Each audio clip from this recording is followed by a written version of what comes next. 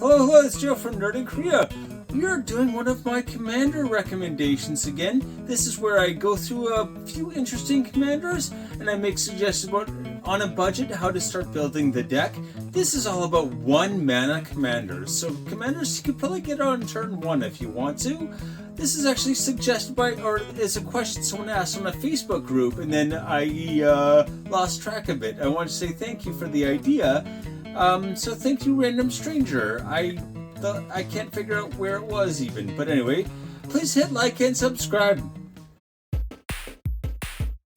Alright, so we're looking at my top 5 1 mana commanders. First up is number 5. It's going to be Freya Crescent. So she is in 133 decks. She is new from the Final Fantasy set. You probably recognize her from Final Fantasy 9. Anyway, she's only 1 red mana to cast, and she has jump.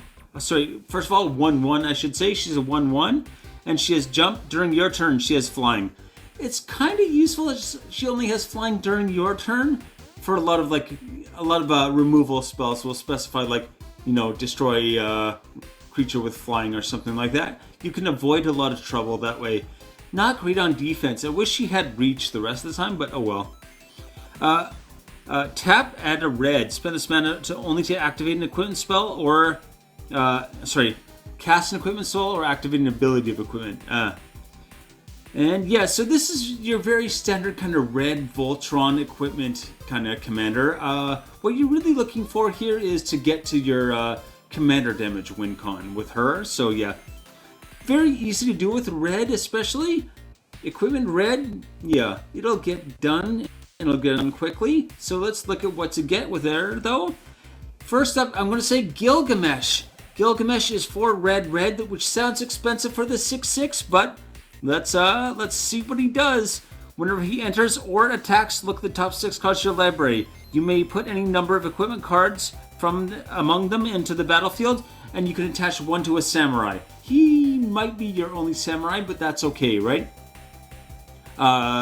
Auto casting a bunch of equipment, even if you only get 2 or 3, you're probably going to get your 6 mana value right there, right?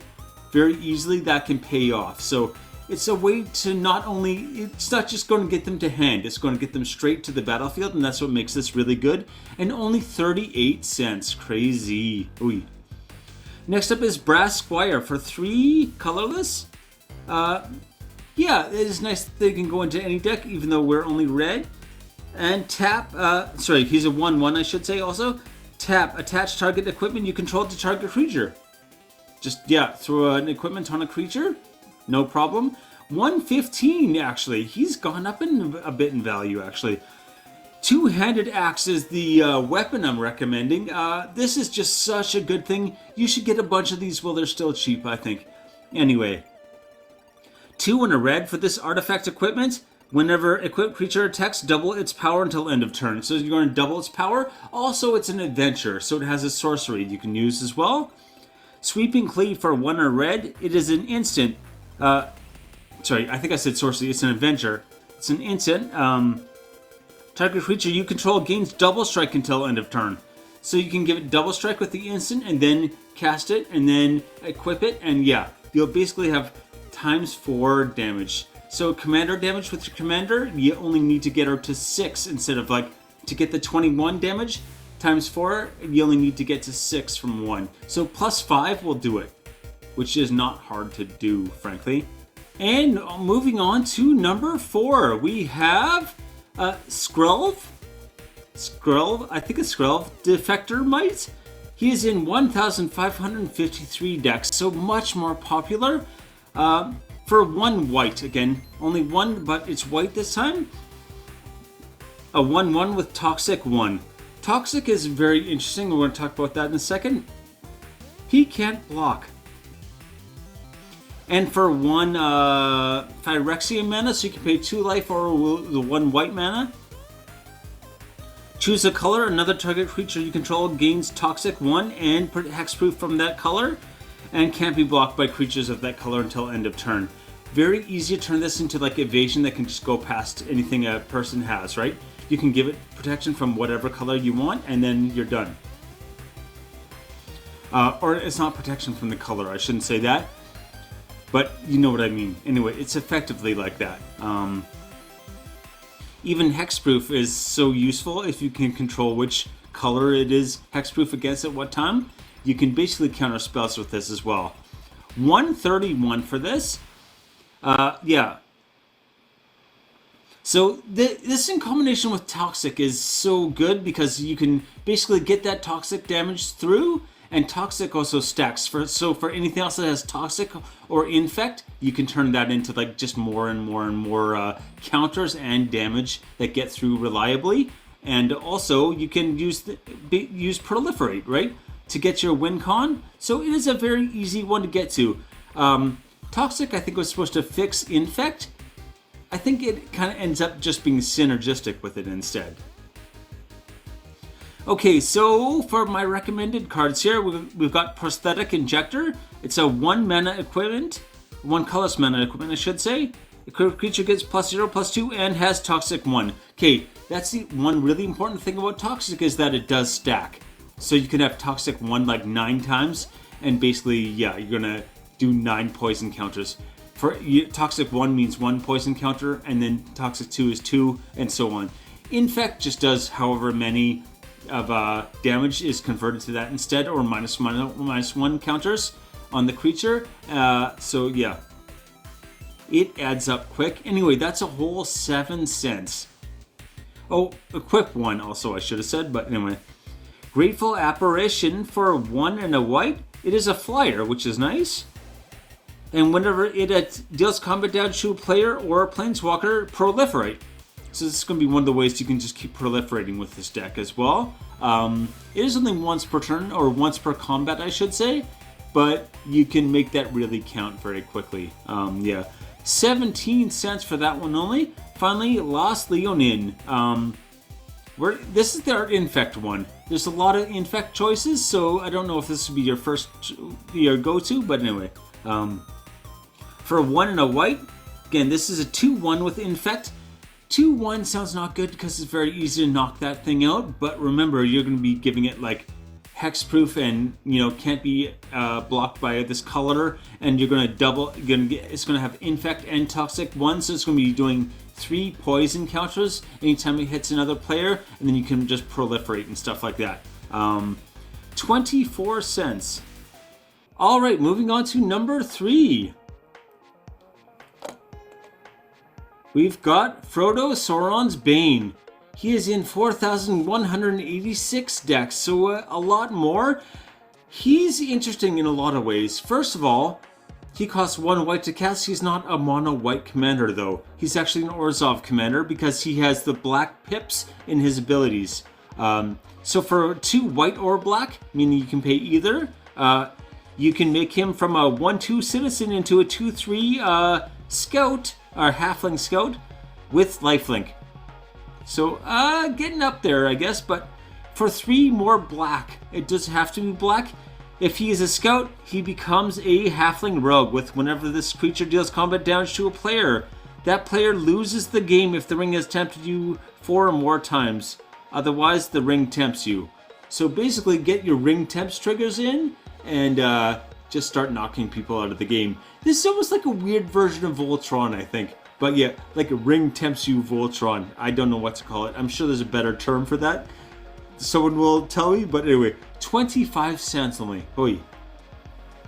So, to go along with him, my suggestions are just getting those ring temps triggers and getting the most of that. We got Samwise the Stout-Hearted. We've got Frodo. We've got to have Sam. So he is 1 and a white for this halfling peasant. He's also a legendary creature with Flash, a 2/1 with Flash.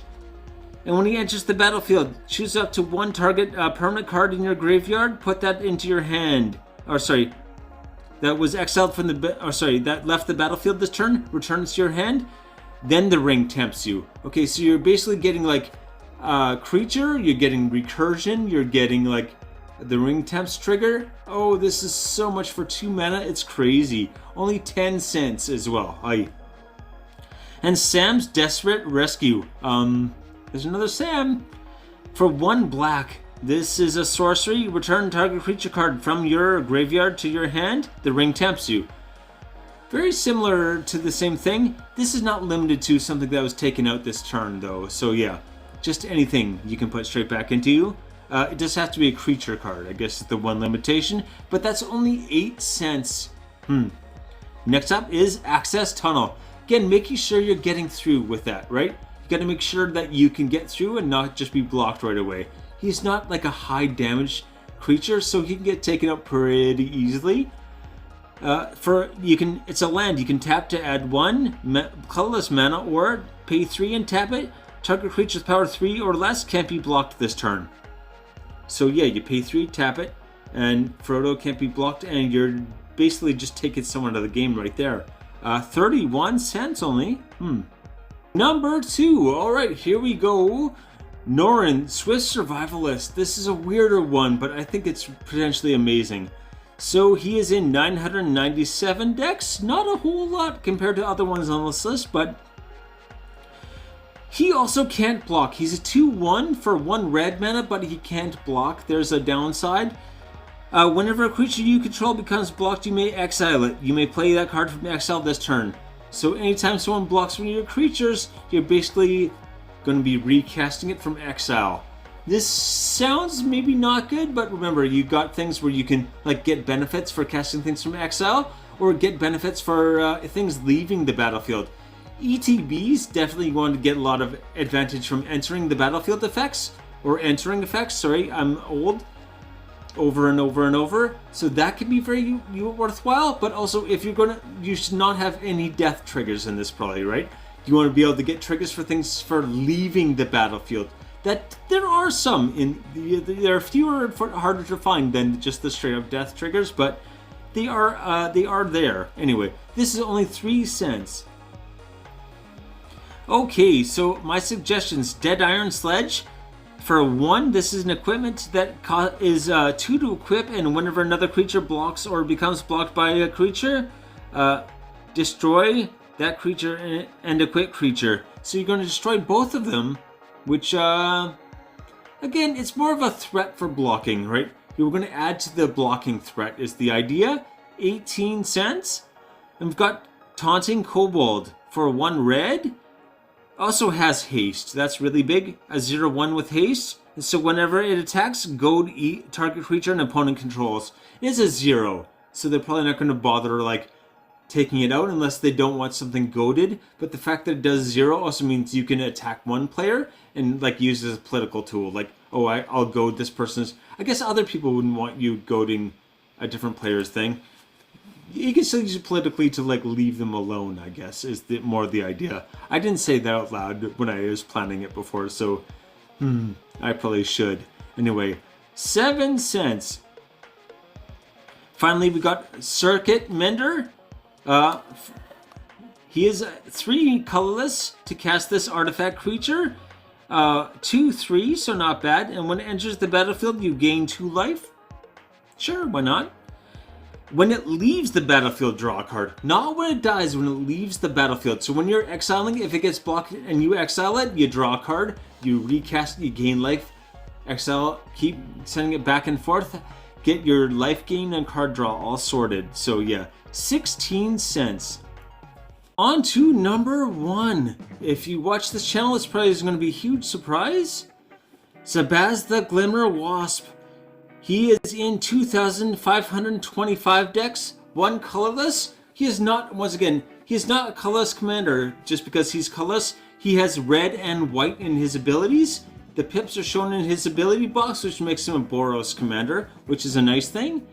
Anyway, so he is a 0/0 technically, but he has modular 1, meaning he comes in and gets a +1/+1 counter right away. He's all about modular, so that's great. So if a modular trigger ability would put 1 or more +1/+1 counters on a creature you control, that many +1/+1/+1 counters are put on that instead. So basically, as these creatures are destroyed, they're going to move their +1/+1 counters to another artifact creature, and you're just going to keep moving them around, and every time you do that, you get an extra one, so they get a bit bigger every time. And yeah, his abilities are, for a red, destroy target artifact you control.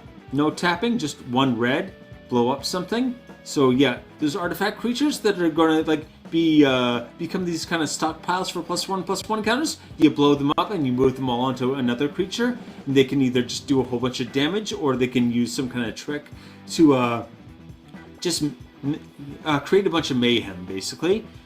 And for white, he can gain flying. For 1 white, gains flying.